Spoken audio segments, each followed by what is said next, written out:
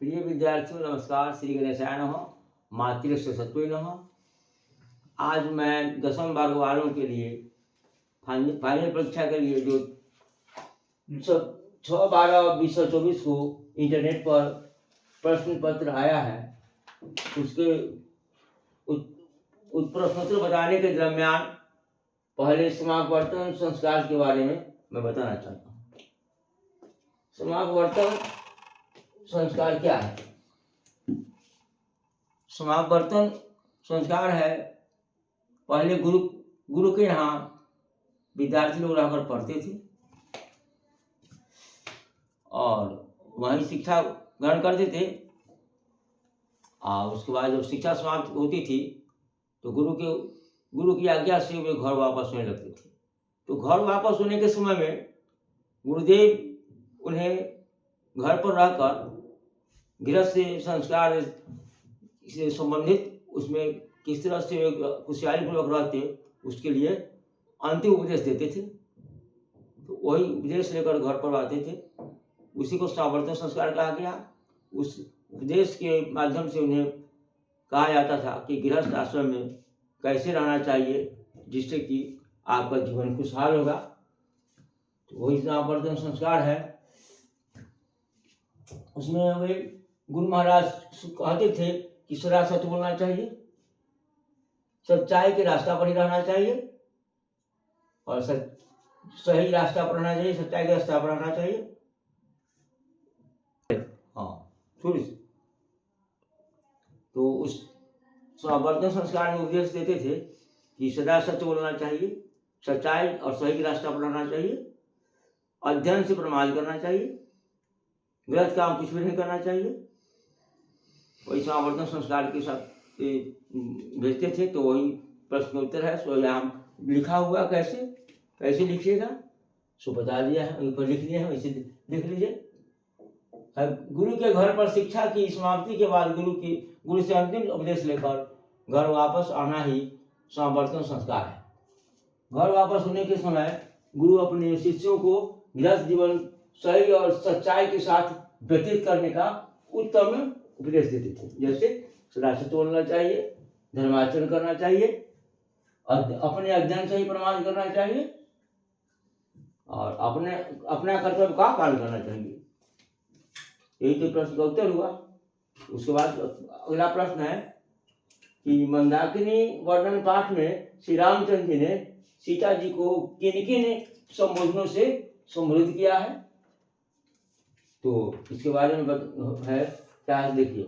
मंदाकिनी नदी थी, उसकी शोभा को देखकर भगवान श्री राम भाव विवल हो गए। भाव विवल से इतना मन प्रसन्न उनका हो गया कि अपनी पत्नी सीता को वे भी गंगा के समान मानने लगे और इसके परिणाम स्वरूप क्या हुआ कि सीता को विभिन्न नामों से संबोधित किए। मंदाकिनी के निर्मल जल की धारा, ऊंची कछारे और रंग बिरंगी छटा को देखकर काफी भाव विवल हुए।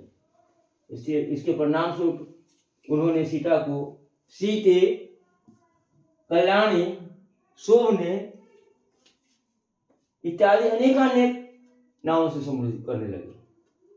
तो इस तरह से प्रश्न उत्तर परीक्षा में लिखिएगा कि मंदाकिनी वर्णन पाठ में श्री रामचंद्र जी ने सीता जी को उपयुक्त पाठ में, वही मंदाकिनी पाठ में, उपयुक्त पाठ में श्री रामचंद्र जी ने मंदाकिनी मतलब परम पावनी गंगा की निर्मल जल धारा, ऊंची कछारे और रंग बिरंगी छटा को देखकर, शोभा को देखकर भाव विवल हो गए। इसके परिणाम स्वरूप सीता को सीते, कल्याणी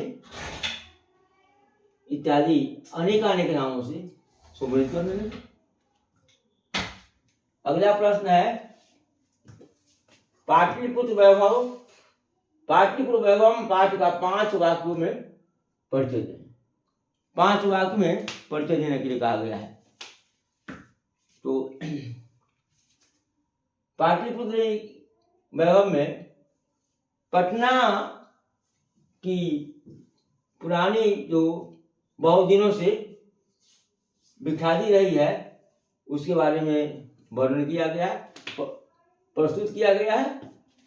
और कहा गया है कि पटना बहुत दिनों से, प्राचीन काल से ही शिक्षा का केंद्र रहा है। वहाँ बहुत बड़े बड़े विद्वान सब हुए हैं और वे विद्वान अपने कर्तव्य से, अपनी विद्वता से अनेक पुस्तकें लिखे हैं और पटना में शिक्षा का काफी प्रचार किए हैं, काफी प्रचार प्रसार किए हैं। और उसमें वैभव में पटना में क्या क्या पुराना दर्शनीय स्थान है उनका भी नाम आया है।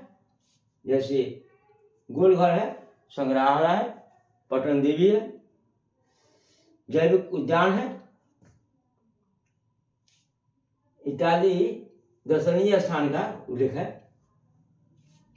और उसके साथ ही चंद्रगुप्त मौर्य के शासनकाल के बारे में, उनकी शोभनीय शासनकाल का भी वर्णन है। और अशोक काल में समृद्धि जो हुई, काफी हुई, उसका भी उल्लेख है। तो वैसे अब परीक्षा में लिखेंगे, सो यहाँ मैं लिख के बताया हूँ। उत्तर इसका है, प्रश्न है कि पाटलिपुत्र वैभव पाठ का 5 वाक्य में परिचय दे।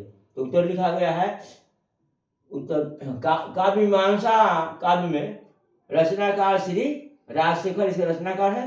राजशेखर जी पाटलिपुत्र वैभव पाठ में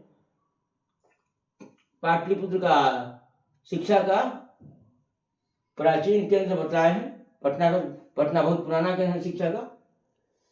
वहाँ जैसे विद्वान पाणिनि, पिंगल, वरुचि इत्यादि, पतंजलि इत्यादि अनेक विद्वान पैदा हुए, उनका प्रादुर्भाव हुआ। इन विद्वानों की परीक्षा भी वहीं हुई थी और ख्याति भी हुई। वहीं वे परीक्षा में सफल हुए और वहीं ख्याति भी प्राप्त किए, पाटलिपुत्र में हुई। तो यहाँ का पटना का गोलघर, संग्रहालय, पटन देवी, जैविक उद्यान इत्यादि अनेक दर्शनीय स्थान है वहाँ पर। और चंद्रगुप्त मौर्य का शासनकाल जो अति शोभनीय था, शोभा तथा रक्षा व्यवस्था अत्यंत उत्तम थी एवं अशोक काल की समृद्धि स्मरणीय है। दोनों मिलाकर लिखा गया कि दोनों अस्मरणीय है। ये तो हुआ इसमें। अब आगे इसके बाद विषय लिखा है, तबियत खराब होने के कारण मैं रुक गया था। यदि मेरा चैनल आपको पसंद है तो मैं आशा करता हूँ कि आप इसका लाइक और सब्सक्राइब अवश्य करेंगे और परीक्षा में 100% सफलता लाएंगे। उसमें आपका परिश्रम और मेरा भी परिश्रम, दोनों का परिश्रम का सुमेल होगा।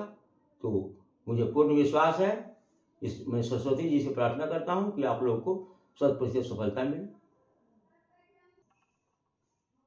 मैं समाप्त करता हूँ।